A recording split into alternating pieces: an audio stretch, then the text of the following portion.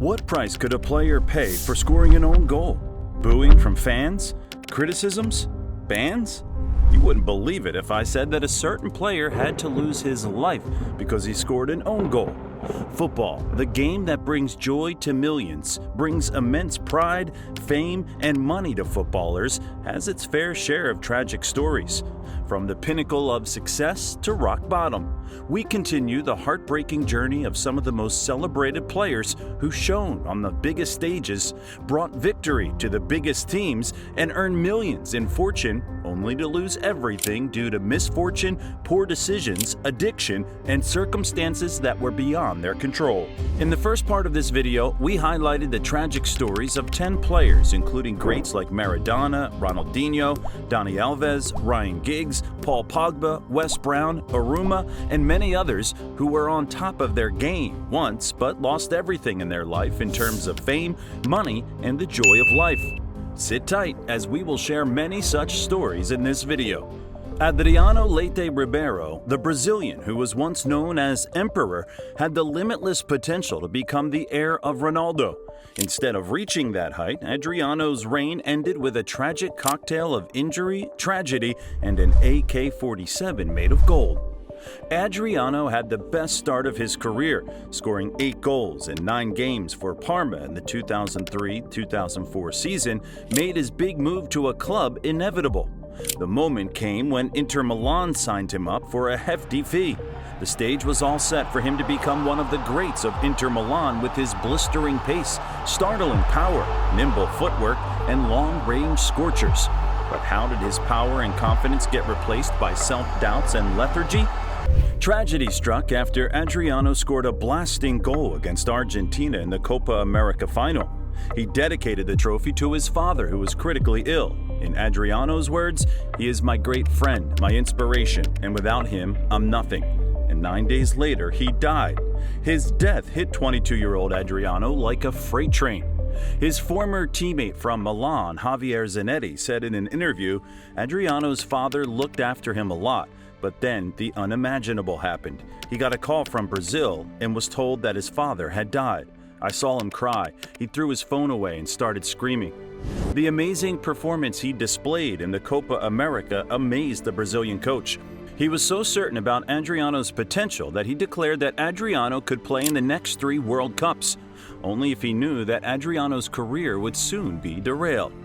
Adriano said in an interview that he could only find happiness when he was drunk. He was so afraid of being late in the training that he didn't sleep at night. After finishing the training, he used to sleep in the medical department. And Inter had to lie to the journalists that he had muscle pain. Despite having a notable first season, Adriano was disappointed in the 2006 World Cup and was caught twice partying. Failing to live up to the expectations, he indulged more into drugs. But what became more concerning was his involvement with the Red Command, a powerful drug trafficking organization in Brazil, where his childhood friends were all involved. Adriano was accused of shooting a girl named Adrian Pinto in the hand while he was playing with his bodyguard's gun after being drunk. Such drama had taken its toll on Adriano, both psychologically and emotionally. In 2010, he was photographed with what appeared to be a gold-plated AK-47, showing a gang sign. Despite his attempts to come back with Flamengo and Corinthians, Adriano could never return to his peak. That's how the dark world of depression, addiction, and crimes destroyed the life of a player who could go on to become one of the best. Well, Adriano is not the only Brazilian on our list. After the tragic story of the next Ronaldo, we have the once-hailed next Pelé, Robinho. Robinho started his career with Santos, and with his amazing display of dazzling dribbling and flair, he caught global attention. At just 18, the Wonder Boy led Santos to the Brazilian League title. For all the similarities to the great Brazilian, people started to call him the next Pelé. With the amount of skill he had, all the teams in the world were dying to bring him into the club. In 2005, Robinho broke all speculation and joined the Galacticos. His early days in Real Madrid were filled with moments of brilliance. With his electric pace and creativity, he earned the praises of the fans. But it was his inconsistency that Real Madrid couldn't deal with. At that time, he had to compete with some of the world's best players to stay in the squad. Eventually, Robinho failed to meet the expectations of the board and couldn't become the central star they were hoping for. Robinho moved to Manchester City in 2008 with a record transfer fee. The club's new owners were pretty confident with him, and he did justice to their expectations, scoring 14 goals in the first season. Things started to go downhill after that season. Robinho couldn't find consistency in his form and was becoming a burden for City. He was more focused on off-field distractions than the games, and the excuse? Well, the Brazilian was supposed homesick and couldn't cope with the English weather. I'm sure this is not something you expect from a top-class professional player. After a failed spell in City, Robinho returned to his former club Santos on loan. He helped the team to win 2 important titles and was on the path to rediscover himself, playing alongside young Neymar, but the spell didn't last long. In 2014, he had one final return, which proved to be worse than the previous one. When things were already tough for Robinho, the final blow showed up. Robinho was convicted in Italy for his involvement in a gang rape of a woman in 2013. He was sentenced to 9 years in jail.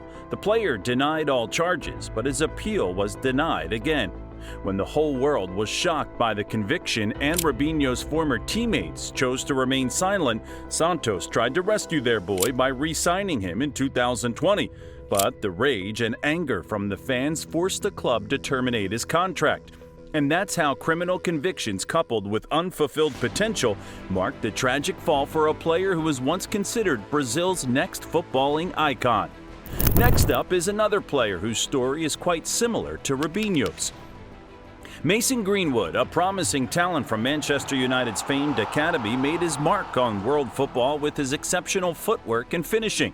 The rise and fall of Greenwood is one of the most controversial stories of modern football. Greenwood's talent came to attention in his early days. He was equally good with both feet and had amazing technical knowledge and skills to captivate the fans. He was only 17 when he made his first-team debut. With his exceptional talent, he was destined to become one of the best strikers England has ever produced. 2019-2020 was the breakthrough season for Greenwood. He scored 17 goals across competitions, but stats can't do justice to what he shows on the pitch. The moment he starts running with the ball, you know it's Mason Greenwood. He could find the net from tight angles, remain composed in front of the goal, and showed versatility in his position. Many United legends knew their future was there. Alongside stars like Rashford and Bruno, Greenwood became the cornerstone of United's attack by 2021. He was making millions from salary, endorsement, and sponsorship deals. Every brand wanted to showcase him as a youth icon. But only if things happened according to that script. In January 2022, Greenwood was arrested on allegations of sexual assault and domestic violence. Disturbing pictures and videos went viral on social media. The news came as a shocker to the whole world. The United fans couldn't believe what they were seeing. Their wonderkin turned into a literal monster at home. Greenwood's fame and popularity were replaced with hatred and disgust. Manchester United took no time to suspend him from training and matches. When the matter came to light, sponsors cut ties with him, video games removed him, and all the endorsement deals he had were canceled. This shows how badly his reputation was tarnished. In October 2022, he was charged with rape, coercive, controlling behavior, and sexual assault, which further dragged him into a place where he couldn't link with football anymore. The charges were later dropped in 2023 due to a lack of key witnesses. But it was too much for United to continue their tie with Greenwood at the moment and wanted to see how he overcame the challenges. They told him to explore options elsewhere in August 2023. In August, Greenwood joined Getafe on loan. Despite all the allegations being dropped, it'll be tough for Greenwood to come back from that place. Today, his net worth falls below €1 million. The same player who earned millions in sponsorship and signed a €19.5 million 5-year contract extension. His fall from grace is evidence of how fragile a footballer's success can be. If you can't keep your off-field conduct clean, it'll definitely haunt you. Next up in line is another player, United legend, who was not only an amazing footballer but an icon to 1960s youth. George Best. There was a famous saying by the United fans, Pele good, Maradona better, but George Best. Born in Belfast in 1946, George Best was discovered by United scout Bob Bishop at the age of 15. Bishop was stunned by Best's amazing footwork, dribbling, speed, and finishing. At 17, he made his senior club debut, and since that day, he has been winning the hearts of fans with his charismatic look and stunning goals. The 1960s was the peak of his career. In 1968, Best led Manchester United to European glory, the first English team to win the European Cup. Best won the Ballon d'Or that year for his incredible season. Well, it was not his dancing feet alone. His haircut earned him the name the Fifth Beatle.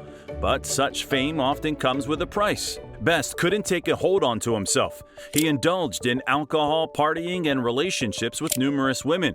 The fast-paced life and glamour of stardom started to take a toll on his career. He couldn't envision the amazing legend he could go on to become. In the early 70s, Best became so addicted that his performance started to become inconsistent. His flair started to vanish, and he couldn't show up in the training sessions regularly. The club tried to keep him for the glory he brought in the past, but Best wasn't helping either.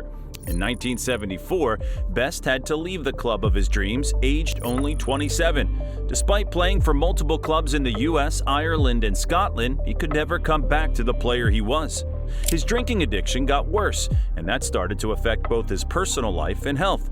Best earned an immense fortune at his peak, but with each passing day, he got more into financial turmoil. Best had several failed marriages, and the instability in his personal life made things worse for him. His liver couldn't take alcohol anymore. In 2002, Best had to undergo a liver transplant, but he couldn't give up on drinking. After years of battles with liver disease and alcohol addiction, Best passed away in 2005. He was only 59. George Best's tragic end is a lesson for modern footballers. The once beloved footballer who captivated the hearts of millions with his skills and finishing continued to struggle with the adverse effects of stardom and fame till his death. Best's addiction to alcohol is quite similar to another English legend story, Ray Wilkins. The England international and former player of Chelsea, Manchester United, PSG, and AC Milan left only €4,000 in his will. Ray started his career with Chelsea. After their relegation, he moved to Manchester United, where he had a good spell. 100 matches for them from 1984 to 1987. After that, he continued his career with Queen's Park Rangers. He played 84 games for England and captained them on 10 occasions. He was greatly admired for his long, precise passes. After retirement, Ray worked as a manager for several teams and as a pundit for Sky. You must be expecting a smooth, calm post-retirement life from this legend, right? Well, it was far from a smooth life for Ray. Ray was so addicted to alcohol that even he admitted, "Yes, I'm an alcoholic." In 2013, Ray was stopped while driving and found to be nearly 4 times over the legal alcohol limit. He was given a 4-year ban on driving in 2016. Ray Wilkins struggled with depression and health issues throughout his life after retirement, and poor investments led to his financial difficulties. He used to live with his wife Jackie in their $1.2 million mansion, but he left the home and rented a place for him after the couple estranged. At the time of his death in 2018, he only left €4,000 in his will. His death shocked the football community, and the struggles he faced after his illustrious career was a highlight of how a successful footballer can lose everything to addiction and depression. But what can be worse than being bankrupt at the peak of one's career? Well, former Liverpool left-back John Arne Riise was one such player who had to lose all his money despite being at the top of his game. Riise started his career with a local club before his move to AS Monaco in 1998. Riise established himself on the European stage with his all-around performance. He led them to the League One title in 2000. After the silverware, Riise started to get the attention of several teams and finally signed for Liverpool in 2001. Riise quickly became a key part of the team under coach Gerard Houllier. His overlapping runs and long-range shots made him the perfect left-back. Riise started off his Liverpool career with a stunning free kick against Bayern Munich in the UEFA Super Cup. It was a sign of great things to come. He was famous for his rocket-like left-footed strikes, including memorable goals against Manchester United and Leeds United. But the crowning moment for him came in 2005, when Liverpool won the Champions League, beating AC Milan in that historic final. Risa's contribution was significant in that campaign. He helped Liverpool win the FA Cup in 2006. But it was his financial advisor who brought the misfortune for him. Risa was so busy making money that he could barely focus on where the money was being invested. In 2007, Risa was declared bankrupt. Risa invested in several ventures and properties, most of which failed, leading to substantial financial losses. That was not all. Risa was involved in a legal dispute over unpaid debts and lost a significant amount of money. Despite earning millions in wages, financial mismanagement caused this great player to go bankrupt. Coming up next is another legend who had an amazing career and earned millions of dollars, only to go bankrupt after his retirement.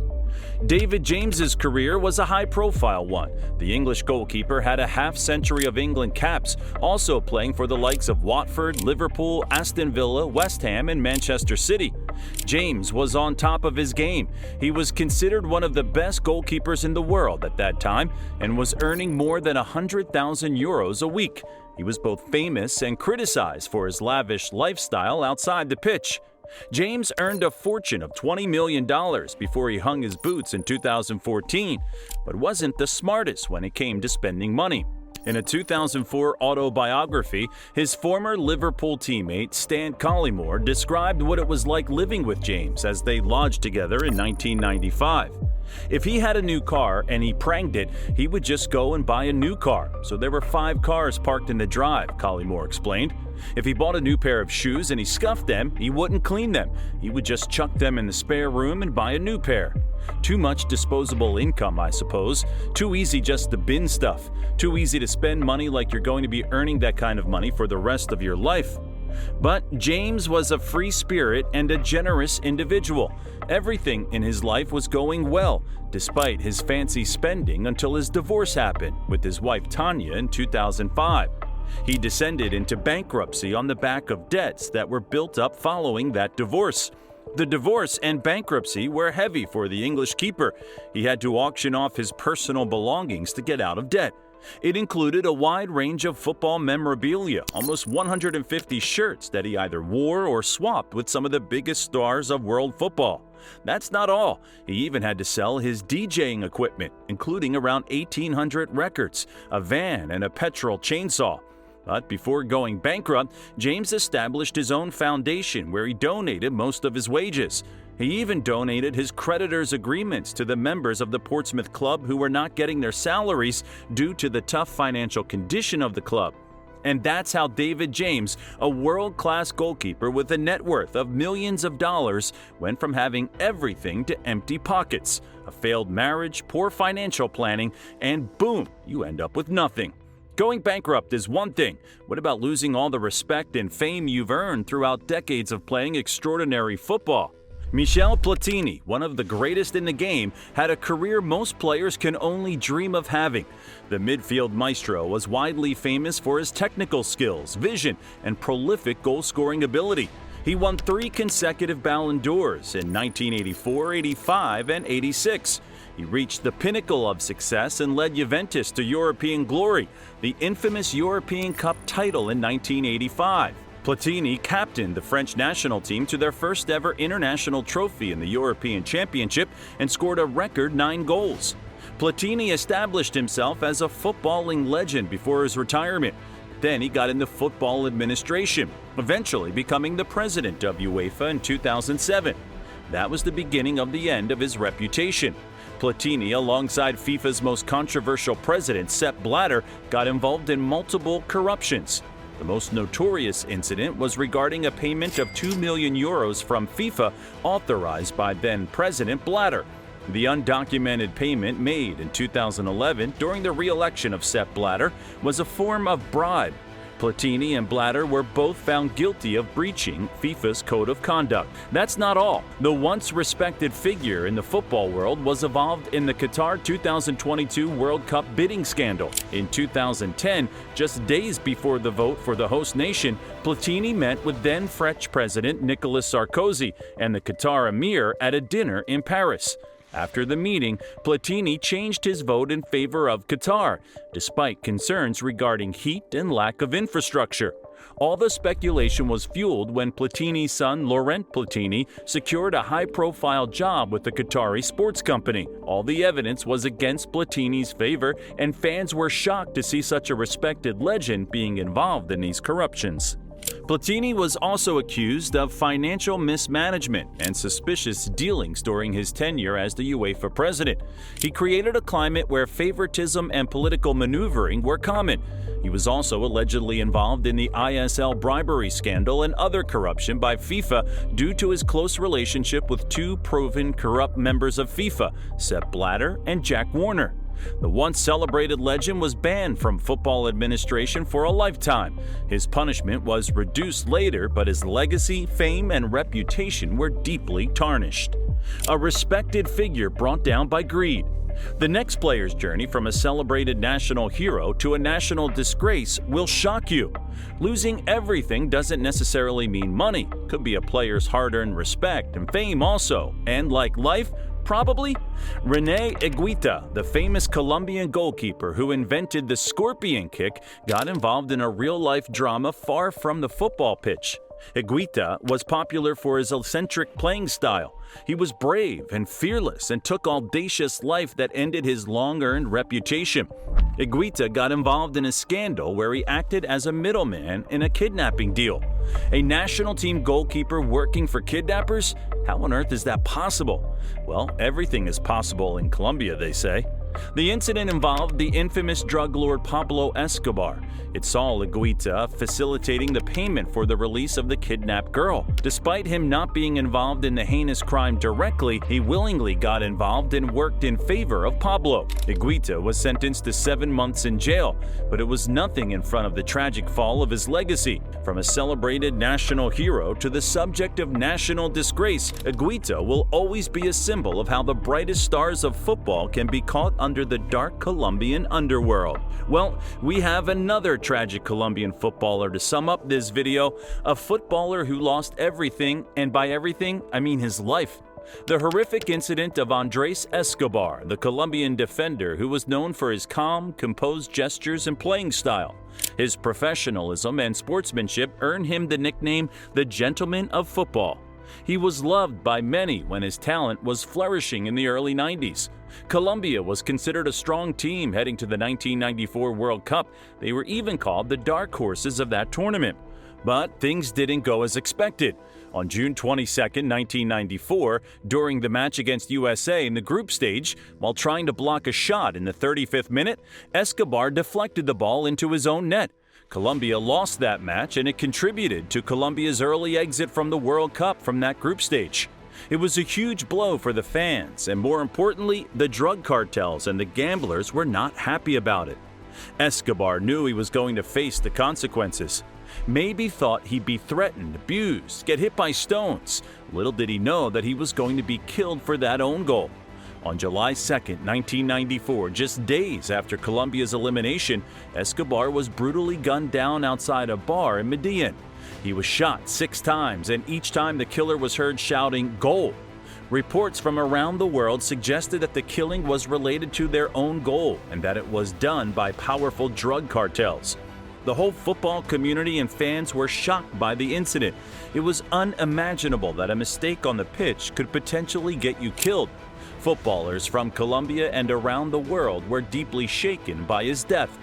Escobar's death was a symbol of the intersection of sports, violence, and crime in Colombia in that era.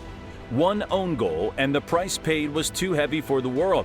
Despite Escobar losing his life, football fans and players around the world celebrate, remember, and honor Escobar's legacy.